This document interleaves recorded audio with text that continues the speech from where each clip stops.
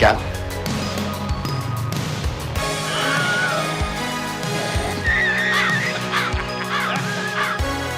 Talk to the hand. Say hello to my little friend.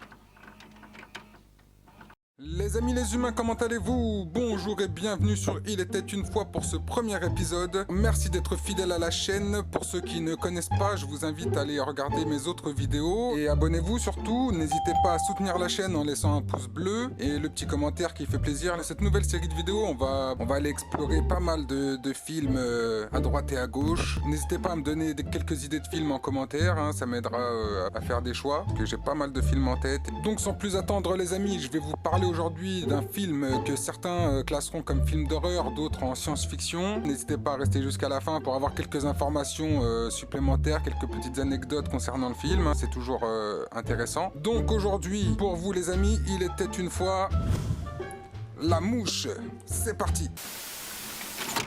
Alors le film commence, on a une soirée, t'as un mec qui parle de science avec une meuf. La meuf c'est une journaliste, elle s'appelle Véronica. Le mec c'est Seth Brandon, c'est un scientifique. Il lui parle d'un projet qui va changer le monde. Là il emmène la petite chez lui. On arrive dans une petite ruelle en mode slasher. La journaliste elle est en panique. Elle monte quand même avec lui. On découvre son labo, Seth joue du piano. Il veut serrer la journaliste. Après il va lui parler des machines dans son labo. Il lui dit que c'est des cabines de téléportation. Télépode. Ah oui, il appelle ça des télépodes. Véronica, elle est curieuse. Seth lui demande un objet pour lui faire une démo. Véronica, la coquine, elle lui donne un collant. Là, il met le collant dans la machine. Télépode. Ah oui, des télépodes. La porte du télépode se verrouille. T'as des éclairs et le collant il disparaît. Véronica pète un câble. Elle croit que c'est un tour de magie. Là, elle comprend qu'elle tient un scoop. Elle sort son Walkman et elle commence à enregistrer. Et là, Seth, il veut pas qu'elle enregistre. Il veut que ça reste secret. Mais il est con, quoi. Si tu veux que ça reste secret, tu le dis pas à une journaliste. Bref, elle a réussi à enregistrer quelques infos. Elle se barre avec la cassette. Elle va voir son patron. Son patron aussi, il y croit pas. Il croit que c'est une blague. C'est une blague. Seth a suivi la journaliste. Il veut vraiment pas qu'elle publie sa découverte. Il l'invite à manger un cheeseburger pour la convaincre. Ah ouais, les Américains, un cheeseburger, ils oublient tout. Cheeseburger.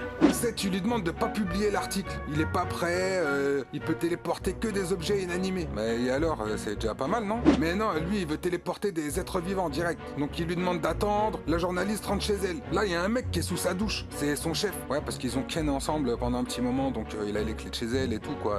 Il m'a lancé dans le journalisme. Il était venu lui parler de la machine du scientifique là. Donc il est d'accord pour publier l'article, mais maintenant c'est Véronica qui veut plus. On retrouve Seth et Véronica dans son labo. Il fait des tests, il veut téléporter un singe. Il le fout dans un télépode et à la sortie, on retrouve le singe en bouillie. Seth, il comprend pas pourquoi ça marche pas, il doit encore travailler. Et là d'un coup, Véronica elle a la dalle. Cheeseburger. Ah non, elle avait Ken. Là, Seth, il a Ken, ça lui a ouvert l'esprit. Il a une idée, il fout un bout de barbac dans un télépode et après l'avoir téléporté, il le fait cuire. Il le fait goûter à Véronica, le bâtard. Le cobaye. De David Cronenberg. La viande a un goût bizarre, donc Seth va reprogrammer sa machine. Télépode. Ah ouais, c'est bon, c'est bon. Seth va recommencer son expérience. Putain, mais ils trouvent où tous ces singes? Et là, ça fonctionne. Il sort le champagne et tout, il kiffe. Véronica apprend que son patron publiait l'article sur les téléportations, là, elle est verte. Donc elle va voir son patron, elle va l'embrouiller et tout. Seth, il est deg, il se retrouve tout seul. Bah ouais, il voulait Ken ce soir. Donc il se termine, il se bourre la gueule au champagne et tout. Il commence à se chauffer le cerveau et il va tester la téléportation sur lui. Il dans un télépode et là il avait pas vu mais il y a une mouche qui est rentrée avec lui. Donc il lance l'expérience et putain ça marche. Il sort du télépode en mode Tarzan. Véronica arrive, elle le réveille, il lui raconte tout. Mais Seth, tu aurais pu te tuer. Avec le temps, il va voir son comportement changer. Il va attraper des mouches les yeux fermés. Il se met à faire de la gym dans son labo en mode Jeux Olympiques. Max, belle ouverture, reprise à bout de bras, impeccable. Et oui, Benjamin. Sur le rythme, c'est bien. Impeccable. Ça ne bouge pas. Double pirouette. Oui, Benjamin. Super Benji. Là, il pète un câble, mais Véronica elle kiffe. Là, ils vont faire un tour en ville en mode romantique. Il lui achète un collier et tout, beau gosse. Ils vont boire un café. Le gars, il est tout excité. Donc, il rentre au labo et puis ils vont ken. Mais là, Seth, il est en mode endurance. Tu devrais être complètement épuisé. Véronica, elle assume pas. Comment tu as encore la force de continuer?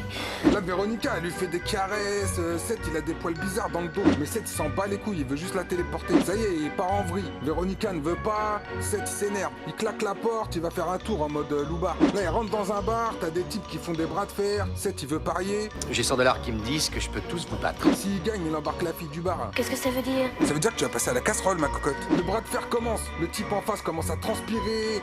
Seth lui brise le poignet. Là, il s'en va avec son butin. Il la ramène chez lui. Il a grave envie de ken. Il monte les escaliers en 2-2, le salaud, avec son butin sur les bras. Là, il la ken et il veut la foutre dans le télépode. Je suis sûr que tu vas aimer. Mais elle aussi, elle veut pas. Véronica arrive. L'autre meuf se barre. Véronica dit qu'elle a fait des analyses sur les poils qu'elle a trouvés là sur Seth. Là. On lui a dit que c'était des poils d'insectes. Elle lui dit qu'il doit se faire soigner. Seth, il lui dit, mais tu te fous de ma gueule. Et là, il se met en mode tempo.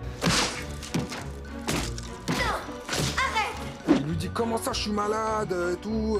Là il vire la journaliste. Seth va se voir dans un miroir. Putain, il a une sale gueule. Là il commence à paniquer. Il a ses ongles qui tombent et tout. Donc il a hâte les conneries. Il se remet en mode tête d'ampoule. Là il se pose sur l'ordi. Il découvre ce qui s'est passé. Seth rappelle Véronica, ça fait 4 semaines qu'ils se sont pas vus. Il lui demande de venir chez lui. Elle arrive, elle voit sa gueule. C'est encore pire. Là, il commence à tomber en morceaux, le mec. Il perd ses oreilles et tout. Mais Seth veut toujours pas aller se faire soigner. Donc, elle va voir son patron pour trouver une solution. Son patron, il perd pas le nord. Il veut une cassette. Donc, Véronica retourne chez Seth. Le mec, il est au plafond normal. Je me débrouille pas mal, hein? Elle le filme et tout, et elle va donner la cassette à son patron. Véronica apprend qu'elle est enceinte de la mouche. Elle est comme une ouf. Elle fait des cauchemars et tout. On retourne chez Seth. Il cherche une solution à son problème, mais le type part en lambeaux. Véronica arrive, elle veut lui dire qu'elle est enceinte de lui. Mais lui, il commence à lui parler politique et tout. Il part dans un délire. L'insecte n'a pas de politique. Là, il lui dit, vas-y, commence à partir, s'il te plaît, parce que sinon, je vais te faire du mal. Donc, elle s'en va sans lui dire, elle décide de se faire avorter. Mais Seth, il a tout entendu. Donc, il va aller à l'hôpital pour enlever Véronica. Et là, son patron va vouloir la sauver et il va sortir le Winchester.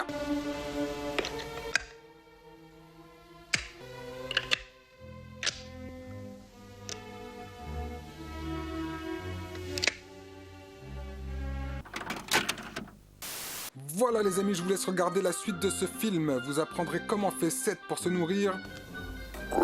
Et vous assisterez à sa complète transformation en mouche, ou plutôt en E.T. En même temps, les effets spéciaux sont de Chris Wallace, c'est le créateur de E.T. justement et des Gremlins. Il a aussi fait les effets spéciaux du Retour du Jedi. Il fallait pratiquement 5 heures par jour à Jeff Goldblum pour poser les prothèses et le maquillage. Ça devait être casse-couille tout ça. Mais le résultat est au rendez-vous, le maquillage est super pour l'époque et on a des passages bien dégueulasses. Donc c'est un film coécrit et réalisé par David Cronenberg, sorti en 1986. David Cronenberg est un réalisateur canadien. Lui, son truc, c'est de prendre le corps humain et l'exploser dans tous les sens. On se souvient de films comme Rage, Scanner ou Dead Zone. Ici, il nous offre un remake de La Mouche Noire, réalisé par Kurt Newman en 1958, avec Vincent Price dans le rôle principal. Vincent Price, c'est un monument dans le cinéma d'épouvante. Hein. C'est l'homme qui a le rire le plus flippant et le plus connu au monde.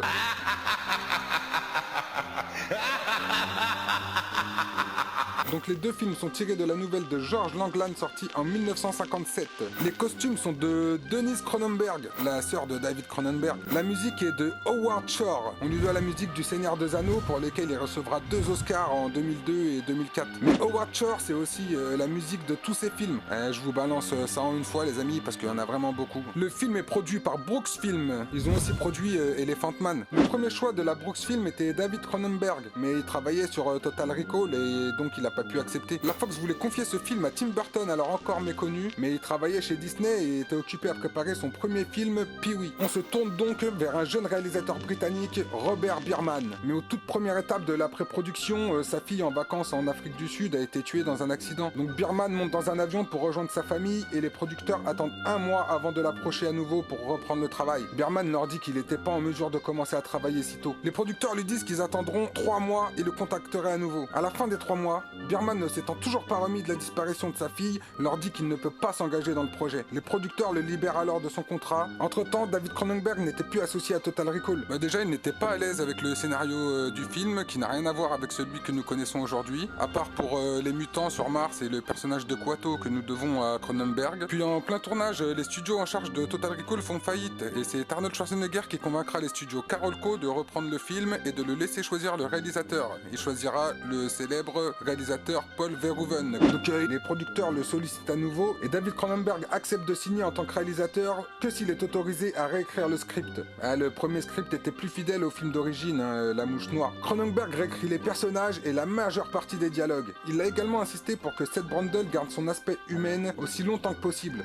Au début, il voulait que Seth arrête de parler aux 2 tiers du film, ça aurait été un peu chiant. Donc la mouche a été considérée par certaines critiques comme une métaphore culturelle du sida. À cette époque, le sida était sur toutes les lèvres. C'est quoi ce jeu de mots de merde? Donc on n'en était pas loin, puisque Cronenberg voulait à l'origine que le film soit une analogie plus générale à la maladie elle-même, et plus précisément au processus de vieillissement. Donc Seth Brundle est joué par Jeff Goldblum. Donc il a commencé en faisant de la figuration dans Columbo, c'est lui là. Et il faisait une Kyra dans Le Justicier dans la ville, là, avec Charles Bronson. Et bien sûr, il se fera connaître par la suite avec La Mouche et Jurassic Park et Independence Day. Veronica Cave, sa meuf là, la journaliste, est jouée par Gina Davis. C'était Barbara dans Beetlejuice. Tethys Boran, le patron de Veronica, est joué par John Getz.